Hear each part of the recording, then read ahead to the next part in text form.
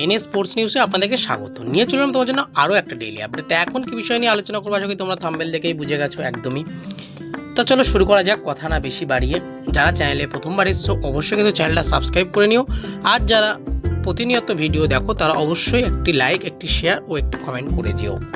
তো বন্ধুরা চলো শুরু করা যাক। প্রথমত তোমাদেরকে যে আপডেটটা দেব, যে ঠিক মধ্যরাতে কলকাতায় বৃষ্টি ভেজা মধ্যরাতে কিন্তু কলকাতায় পা দিলেন অ্যান্টোনিও লোপেজ হাবাস। তিনি কিন্তু চলে এলেন কলকাতায়, কারণ অনেক সমর্থক তার অপেক্ষায় ছিলেন। শুধু সমর্থক বলে নয়, ক্লাব কর্তারা থেকে শুরু করে প্লেয়ার থেকে শুরু করে সবাই কিন্তু অপেক্ষায় ছিলেন এই কোচ হাবাসের জন্য। সেই মতো কিন্তু কোচ হাবাস তিনি চলে এলেন কলকাতায়। শুধু তিনি একা নন, তার সঙ্গে কিন্তু তার সহকারী কোচ এবং তার ফিজিও মানে ফিটনেস কোচ তিনিও কিন্তু চলে এলেন, যেটা আমি গতকাল রাতেই কিন্তু তোমাদের লাইভে বলছিলাম যে তার সঙ্গে তার ফিটনেস কোচ এবং তার সহকারী কোচ যিনি আছেন তিনিও কিন্তু আসতে চলেছে এই একই সাথে। তা সেই মতো কিন্তু তিনজনেই চলে এলেন, কাল মধ্যরাতে চলে এলেন। এবার দেখার বিষয় যে আজ থেকে মাঠে নামে নাকি তারা আগামীকাল থেকে মাঠে যায়, সেটাই এখন দেখার বিষয় থাকবে।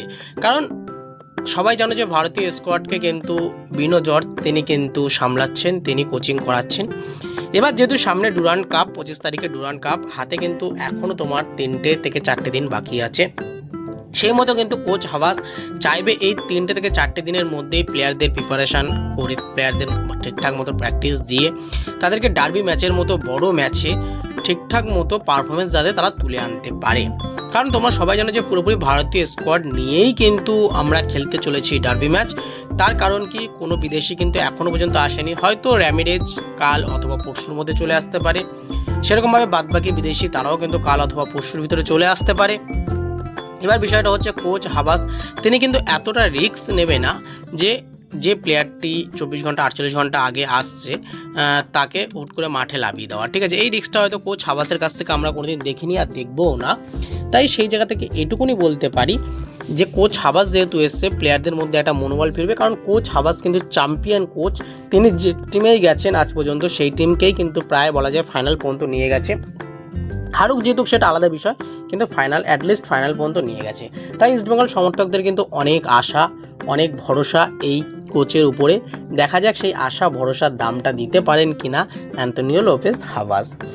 দেখার বিষয় থাকবে সব থেকে বড় যে কোচ হাবাস এই মরশুমটা কিন্তু লিগ শিল্ডের একটা বিষয় আছে, সেই লিগ শিল্ডটা জেতাতে পারেন কিনা ইস্টবেঙ্গলে। কারণ ইস্টবেঙ্গল সমর্থকদের সবারই আশা যে হয়তো আইএসএল কাপটা আমরা জিতলাম, হয়তো একবার আমরা লিগ শিল্ডটা আমরা জিততে চাই, সেটাই এখন প্রত্যেকটা ইস্টবেঙ্গল সমর্থকদের মনের কথা।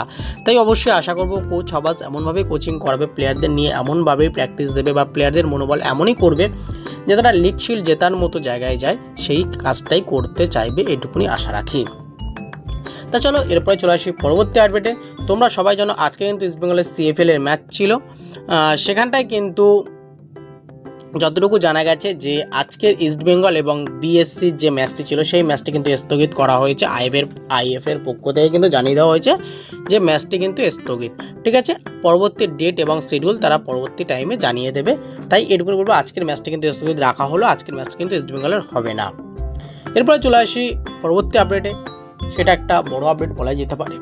ইস্টবেঙ্গলে আর কোন দুজন বিদেশি আসবে, কোন পজিশনের বিদেশি আসবে, এটা নিয়েই অনেকের মধ্যে কিন্তু একটা মানে মনে মনে তারা একটা জিনিস ভাবছে, বা তাদের মধ্যে কিছু প্লেয়ারদের মধ্যেও কিছু সমর্থকদের মধ্যে কথা কাটাকাটি চলছে।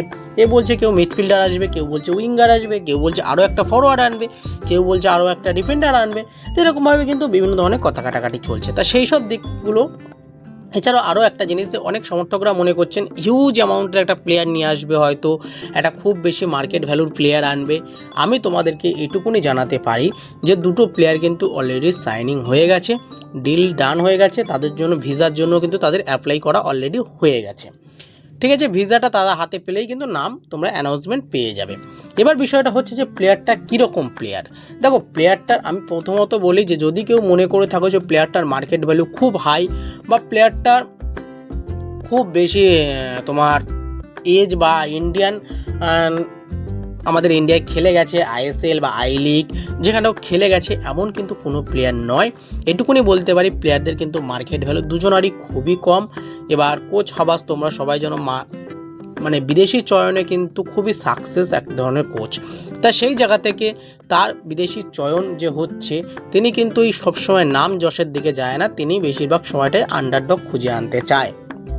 সেই মতো কিন্তু যতটুকু জানা গেছে এখনও পর্যন্ত যে দুটো বিদেশি আসতে চলেছে তাদের মার্কেট ভ্যালু কিন্তু খুব হাই নয়, একদম মিডিয়াম বলা যায়, আবার খুব লো নয়। তা সেই জায়গা থেকে সেই প্লেয়ারদের কিন্তু আনতে চলেছে ইস্টবেঙ্গল। সেই দুজনের কিন্তু অলরেডি সাইনিং হয়ে গেছে, আর এই দুটো সাইনিং কিন্তু হাবাসের কথা অনুযায়ী হয়েছে যতটুকু এখনও পর্যন্ত জানতে পারছি। এছাড়া আরও একটি কিন্তু ভারতীয় প্লেয়ার সাইনিং হতে চলেছে, এটা সবার কাছে একটা সারপ্রাইজিং সাইনিং হতে পারে বলে এখনও পর্যন্ত জানা যাচ্ছে। সেই সাইনিংটাও কিন্তু অলমোস্ট ডানের দিকে চলে গেছে। ভারতীয় প্লেয়ার বলা যায়, সাউথ ইন্ডিয়ানের প্লেয়ার, এটুকুনিও তোমাদেরকে বললাম, নামটা পরবর্তীতে বলে দেবো, কিন্তু এখন আপাতত বলছি না, কারণ ডিলটা ডানক তারপর বলবো। সাউথ ইন্ডিয়ানের প্লেয়ার, সেই প্লেয়ারের সঙ্গে কিন্তু সাইনিং প্রায় অলমোস্টের দিকে চলে গেছে। এবার দেখার বিষয় থাকবে এই প্লেয়ারটিকে যখন আনবে ইস্টবেঙ্গল, সবার কাছে একটা সারপ্রাইজ ভাব লাগবে, কিন্তু আমি এটুকুনি বলতে পারি। তারপর দেখার বিষয় থাকবে যে কোচ হাবাস তিনি কী ধরনের টিম চাইছেন, তিনি কোন বেসিসে কোন প্ল্যানিংয়ে খেলাতে চাইছেন, সেটাই কিন্তু দেখার বিষয় থাকবে। পুরোপুরি স্কোয়াডটা যতক্ষণ না গঠন হবে ততক্ষণ কিন্তু বলা যাচ্ছে না যে কি হতে চলেছে এই মরশুমে বা এই মরশুমের টিম স্কোয়াডটা ইস্টবেঙ্গলের জন্য। কারণ হাবাসকে নিয়ে যেহেতু অনেকেই স্বপ্ন দেখছে, তাই হাবাসের নিয়ে অনেক স্বপ্ন আছে। সেই স্বপ্নটাকে পূরণ করার জন্য হাবাসের মতো হাবাস যেসব প্লেয়ারগুলোকে পছন্দ করে সেই সব প্লেয়ারগুলোকে দিতে হবে, আর সেই প্লেয়ারগুলোকেই কিন্তু তুলে দিচ্ছে ইস্টবেঙ্গল ম্যানেজমেন্ট। দেখার বিষয় যে হাবাস এই সব প্লেয়ারগুলোকে নিয়ে কতটা দূর এগোতে পারে, কারণ সামনেই আমরা জানি যে আমাদের এএফসির মঞ্চে কিন্তু খেলতে হবে 12ই আগস্ট। তাই তার আগে প্রত্যেকটা প্লেয়ার যাতে চলে আসে, তার আগে প্রত্যেকটা প্লেয়ার যাতে প্রপার প্রি সিজন পায়, সেই জিনিসটা কিন্তু আমাদের দেখতে হবে। তা চলো বন্ধুরা, আজকে ভিডিওটা এইটুকুনি। যাতে ভালো অবশ্যই লাইক কমেন্ট শেয়ার করো, আর অবশ্যই চ্যানেলটা সাবস্ক্রাইব করে পাশে থাকা বেল আইকনটি ক্লিক করে নিও। ধন্যবাদ বন্ধুরা, ভালো থেকো, সুস্থ থেকো।